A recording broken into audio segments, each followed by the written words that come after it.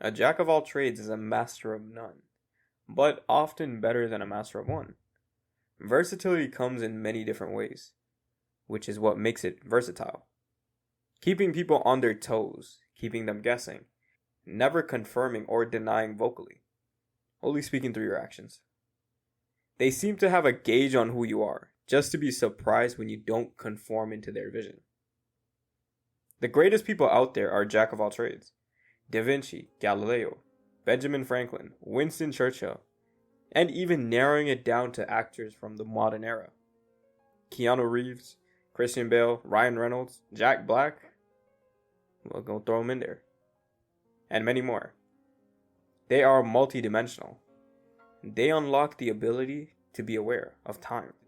They realize they don't have to do everything, everywhere, all at once. Just incrementally. It can be achieved. All you really got to do is dial in. Being a jack of all trades is often way more rewarding in the long run than being a specialist. Someone who only specializes in one thing. Insects are specialists. Most animals specialize. We all specialize. But there are very few that was born to be versatile. You want to be a full-time student while working? Go ahead.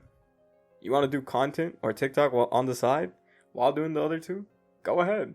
While having hobbies such as going to the gym, playing an instrument, singing, dancing, riding a motorcycle on the weekend. What? Sorry, had to throw that in there.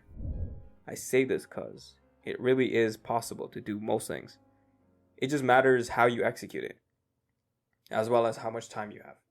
But a jack of all trades archetype usually figures that out on the way. But the only downside, which is a major one, is not being able to stick to anything and being aimless, achieving too little for you to even be talked about. Or worse yet, stuck with endless options, putting none of it into play. So welcome to Resonance.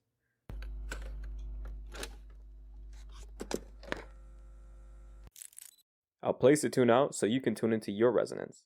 That's what matters, right? As long as you're in tune with yourself, it doesn't matter what others got to say. These segments are curated for you to live vicariously through my views or outlooks. Today's episode is brought to you by me. Solo dolo in this bitch, come on now. But I got something for you guys. Because a strong body is a strong mind. So we must take care of it. I should take that advice for myself. Because my sleep schedule is absolutely ass. With no sleep or little to none, can have a whole cascade of issues, especially in the increase of cortisol. So to combat that, I've been using ashwagandha and other sleep supplements from Nutritology. And let me tell you, that bitch works. I don't know if it's placebo, but it's working. And not only that, I've tried their L-theanine capsules back when I was in uni, just for focus. Every time there was an exam, pop that bitch in there. Hyper focus. You know what they say, hocus pocus. There's a pizza on my focus. Huh? Anyways, for you, these supplements might not be the ones that you're looking for. So they got you covered with that. They have a custom tailored test that you can take on their platform for free. Not only that, once you're done the test, it will show you the category as well as assign you the supplements that you're looking for. With third-party testing. Come on now, like what brand even does that other than Nutritology? And not only that, at every purchase, use the discount code below to get it less than retail. Why pay for full price when you can get it for less? Right? So click the link below and use the code after the segment though. Obviously, you got to stick around for the whole thing. All right, let's get back to today's segment. We talked about freedom and alignment. Something that correlates with both of those topics for me is being a jack of all trades or a generalist. Only because I've identified with it, as well as been envious of people who can just lock in. I could never do that, so I always envied it. But later came into realization that locking in doesn't mean conforming into one type. It might sound obvious to everyone, but I guess it didn't clock in for me. I was too busy trying to play catch up to something I wasn't even trying to be. The misconception that jack of all trades mean that you aren't really great in one thing, which is not true. Obviously, if someone gives their entire life perfecting a craft, they will excel incomparably to someone who does it as a hobby. But a jack of all trades might not get to mastery at the same time as a specialist, but will end up mastering it with due time. Slowly chipping away with an outlook on it with enjoyment rather than competition. It may take twice as much, but the story to tell on being versatile is much greater. We need specialists, people who are good in one thing. Of course, with an expanded market, there are always roles to play. Cogs that turn the next set of gears. So we function in a society. But with that said, who's managing the specialist while keeping everything in check? From managing specialists to bringing in leads to opening new opportunities and etc. etc. That's where the multidimensional comes to play, such as a jack of all trades, making it seem like they're far more valuable than a specialist. Not as smart or industrious, but versatile, right? Like you need to be competent to manage something, especially to have leverage to manage the super smart specialist. A true jack of all trades realizes that maximizing this aspect can get them ahead not only in their career, but in life. Like when I was younger, I gravitated towards doing so many side quests, like it was a main storyline. Also, when you're a kid, you can kind of get away with it, right?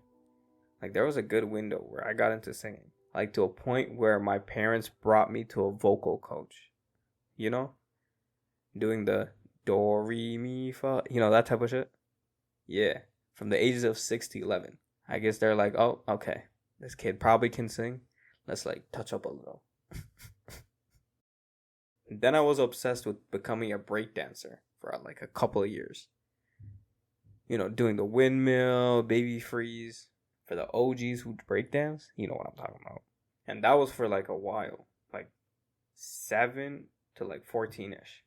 Then I was obsessed with like taekwondo, playing a guitar, and like a couple other things that just, I don't know. But the one that strikes evidently is trying to become a magician. Yup.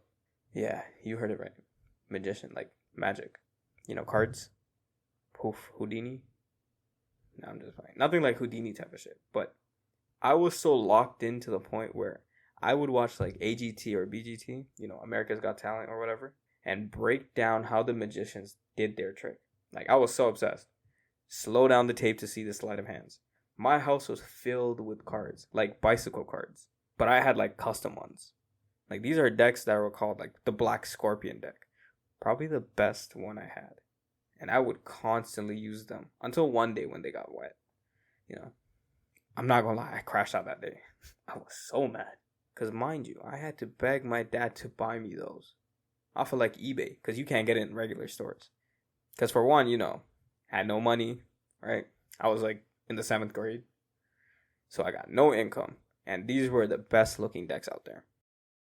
I would practice shuffling cards over and over again while trying to teach myself like the sleight of hands and all type of deception. It even got to a point where I did a talent show on just straight card tricks. Shout out to Jeremy out there. He was my assistant for the performance. No, we locked it down. Like even now, I have playing cards with me that I shuffle. I use it like a fidget spinner. The thing that everybody was using in like 2017.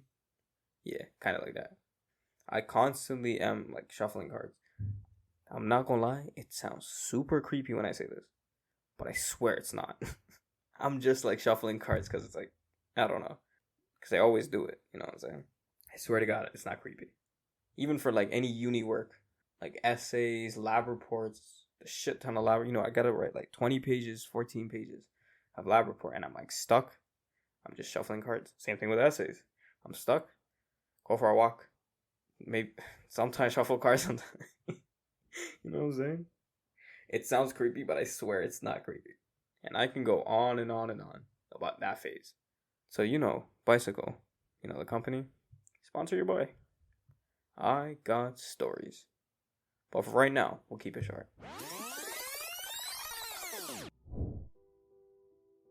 I bring all those examples up because it was always held over my head.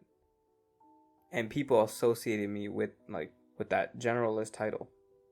Jack of all trades, taking to nothing.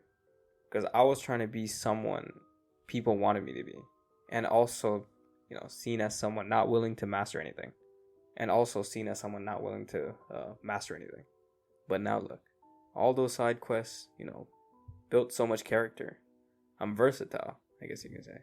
People gravitate towards that because I got a story to tell. Obviously. Is that the ego talking? Yeah, maybe. But I would much rather have an ego than cower my head down, pretending that I don't have one. The misconception is that the jack of all trades only gets a basic understanding, right? This is far from the truth. They have moderate to advanced understanding of almost everything, making them more multidimensional in the long run, maximizing the output while putting in less. Imagine starting a business all on your own from the ground up. You got to do everything. You got to design the product, find a supplier, get the materials, find inventory that houses it, make a business model with the website, social media, sell the product, pitch it, and market it. Do the accounting and all type of billables. Not to mention even the entry stuff like keeping it neat. How much value are you really getting by following that model? Now let's say, if you have people that cater to these roles, how much output, scalability do you have now? And that's the leverage you have in being the jack of all trades. But like anything, there are downsides. Only if you aren't careful and embodying something that you're not. Because being a specialist is great. Having a structure that's already replicated for you, all you really have to do is follow it. That's simple. It's only when the jack of all trades personality conflicts with their inner motivation. Because a person who stands for nothing will tend to fall for everything. That's where freedom and the need for alignment comes in. This is the paradoxical human freedom that I talked about. Free from everything, even the action that needs to be taken. Not choosing chaos or order, just nothing. Paralyzed from what could be to what should be, to what will be, to what's next. Just like the underground man from the Notes from Underground. And the examples I shared before, where imagine having a whiteboard with analysis, equations, trajectory, formulas, writings, and drawings, all to be wiped away before you can step back and put into action. Chained to feel free from no action. Ironic, isn't it? Displaying the fragmented self-contradictory nature of freedom. Coupled with aimlessness, it's the path to doing nothing while having the arrogance to feel like you have done something. Because versatility comes in many different ways. That's what makes it versatile. So now, isn't a jack of all trades seems better than someone who just specializes in one thing? So a jack of all trades might seem like they are master of nothing, but often it's always better than a master of one.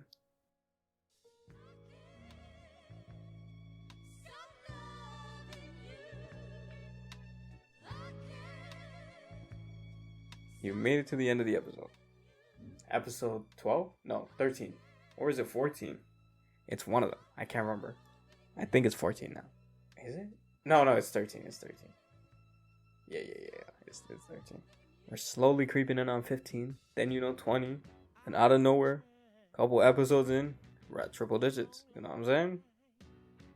I'm trying to make it every Monday. But every Monday it seems to be getting too busy. I always got my other work that I gotta focus on. But I like doing this. It's just the editing part. Editing takes some time. As well as I want to do some content. You know what I'm saying?